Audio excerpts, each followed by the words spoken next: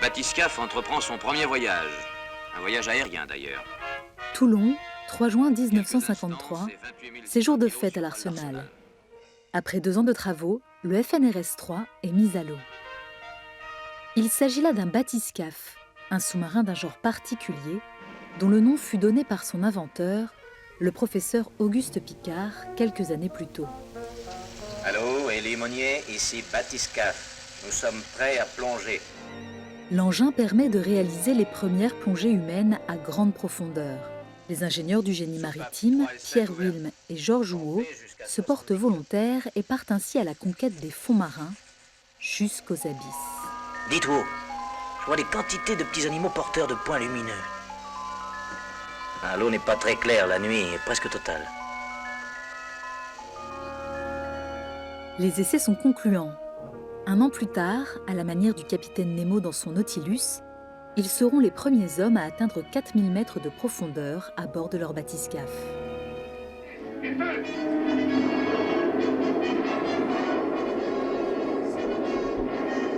Aujourd'hui, il est peu dire que le roman de Jules Verne, 20 000 lieues sous les mers, allait marquer des générations de lecteurs et susciter bien des vocations de sous-mariniers à travers le monde. Vous avez bien des choses à apprendre, monsieur. Notre livre est brillant, mais il est incomplet. En cette année 2019, à l'occasion du 150e anniversaire de la parution de l'ouvrage, la Direction des patrimoines, de la mémoire et des archives du ministère des Armées a donc lancé un appel à projet au titre plein de promesses. Le capitaine Nemo explore la défense. Voilà une bibliothèque. Une action pédagogique qui a immédiatement séduit l'école Le Broussan, située dans la commune d'Évenos dans le Var. Un thème original et mobilisateur pour cette classe unique d'élèves depuis le CP jusqu'au CM2. Mes derniers volumes, mes dernières brochures. Alors, 20 000 sous les mers, ça raconte des gens qui disent qu'ils ont vu un monstre qui détruit les bateaux. Et après, il y a des gens qui veulent absolument capturer le monstre. Mais en fait, ce n'était pas un monstre. Tout le monde croyait que c'était un monstre, mais en fait, c'était juste une machine, le Nautilus. C'est un sous-marin électrique. Il y a un orgue dedans. Tu sais, là, le genre de piano. Il y a des fauteuils tout rouges, il y a des trucs pour voir les poissons. Et il y a aussi une capsule pour aller dans l'eau. Non, j'aime pas. J'aime pas du tout. Parce que c'est... Donc déjà, j'aime bien quand ça rigole. J'aime bien les films quand c'est rigolo. Mais là, il y avait un peu de rigolade, mais pas super. En fait, j'ai découvert, bizarrement, que le film et le livre n'étaient pas pareils. Il y a plein de choses que j'ai découvertes dans le livre qui n'étaient pas dans le film. On a un cahier numérique sur Jules Verne, et du coup, je sais pas quoi répondre. Ce projet était une façon un petit peu différente d'aborder ce devoir de mémoire pour les enfants, voilà, un petit peu novateur, un petit peu différent. Pour moi, le plus important, c'est la motivation. Donc, on trouve des moyens de détourner, en fait, de les faire travailler. On trouve des utilisations à ces outils numériques en fonction un petit peu de son expérience, des besoins. Mais oui, c'est une grande chance d'avoir ces outils. En plus, dans une petite école comme ça, c'est quand même extraordinaire. Placer les enfants dans une sorte de bulle Jules Verne tout au long de l'année, en adoptant une approche pluridisciplinaire, tel a été le secret de fabrication de ce projet. Mais si l'histoire-géographie, les sciences, la technologie ou encore la lecture ont été des moments propices à la découverte de cette nouvelle thématique, il n'en reste pas moins que l'apprentissage de la calligraphie fut l'activité qui a suscité le plus d'intérêt. Un enthousiasme partagé des plus grands aux plus petits. Il faut que, partant de ça, j'arrive à ça. Deux voiles. On a fait de la calligraphie avec la plume. On devait recopier soit un bateau, le plus dur, ou alors la carte. Moi, bien sûr, j'ai choisi le plus dur, le bateau. Il est gros, c'est comme un bateau de pirate, quoi, sauf que c'est pas de pirate. C'est un bateau de Louis XIV. Moi, j'ai choisi la carte de Toulon, parce que c'est plus facile à faire. C'était plus joli, et quand je serai à Toulon, des fois, je pourrais me repérer dans les endroits où je suis. Enfin, pour moi, on est dans un autre univers, en fait. On découvre ce qui s'est passé avant, et on essaye. Voilà. On doit même faire les fils. J'ai été très très étonné de voir à quel point les enfants étaient demandeurs et étaient ravis de découvrir cet instrument. Et donc ils se sont aperçus qu'ils avaient beaucoup de chance à notre époque d'avoir la facilité de gommer, de revenir en arrière, tandis que là, avec le porte-plume, lorsqu'une tache tombe sur la feuille, il faut recommencer.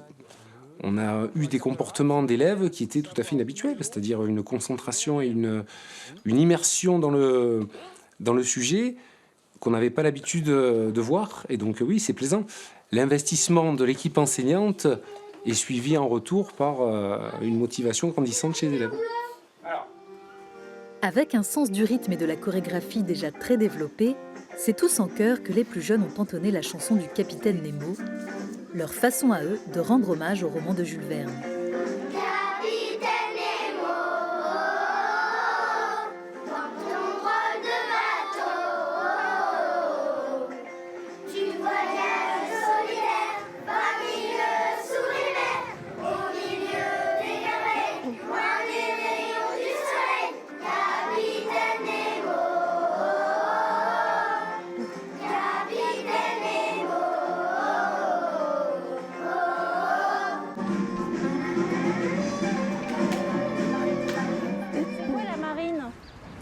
Quelques jours se sont écoulés depuis notre passage à l'école.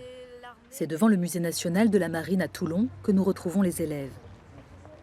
Rien de tel qu'une sortie pédagogique sur le terrain pour donner du sens au savoir acquis en classe. Une opportunité pour l'équipe enseignante de faire vivre le patrimoine local à l'aune de l'histoire du monde sous-marin et de ceux qui y naviguent. Une histoire indissociable de celle de la Défense et de la Marine nationale.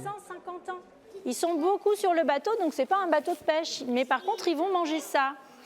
Ça s'appelle un biscuit de mer. Nous, notre devoir à nous, c'est de transmettre aux générations futures l'histoire de la marine, l'histoire de ces bateaux.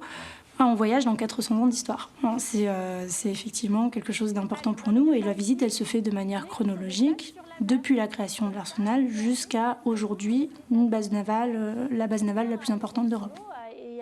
Si la vie à bord des bateaux fascine généralement le jeune public, la présentation des sous-marins est toujours un moment très attendu par les enfants. Un atelier qui suscite chez eux une imagination débordante. Par exemple, si tu as un tuba qui est pas super long, tu peux pas aller très très profond. Mais si tu as un sous-marin, tu peux aller très profond et voir ce que tu veux voir. Ce qu'il y a dans la mer, ce que tu vois pas au bord de l'eau. Donc j'adore la mer, et en plus là t'es sous la mer, donc à mon avis on sent les vagues quand le sous-marin il avance, et puis ça doit être rigolo de manipuler ces machines. Un autre moment important de la sortie pédagogique fut le passage au service historique de la Défense. Après avoir longuement travaillé sur la calligraphie, les élèves étaient tout aussi impatients à l'idée de pouvoir consulter de véritables journaux de bord. Vous voyez que déjà en 1805, il était bien structuré, il y avait déjà un tableau préimprimé. Alors ça c'est très important, chaque jour ils pêchaient et surtout ils écrivaient des journaux de bord pour raconter ce qui s'est passé. Pour les générations futures, ses fils, ses sœurs. Fort de toutes ces nouvelles connaissances, quelle meilleure manière de terminer la journée qu'une balade en surface dans la petite rade de Toulon. L'occasion pour le groupe de prendre l'air, mais surtout l'opportunité pour certains d'effectuer leur première sortie à bord d'un bateau. Un joli clin d'œil venant conclure ce projet pédagogique autour du monde sous-marin, un moment inoubliable pour l'ensemble de l'école du Broussan. Ils seront tous héritiers de mémoire, en tout cas, de ce à quoi ils auront donné du sens. C'est ça qui marque, c'est quand on a appris quelque chose et qu'on l'a vécu, je pense que ça leur restera et qu'eux-mêmes seront aptes après à le transmettre. Je pense que ça a déjà un petit peu marché et que donc on est sur la bonne voie.